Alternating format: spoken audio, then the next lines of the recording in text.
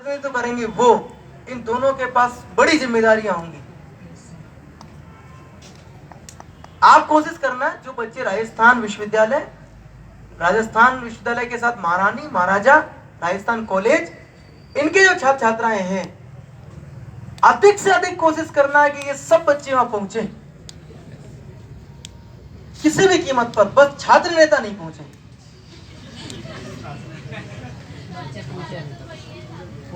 छात्र नेता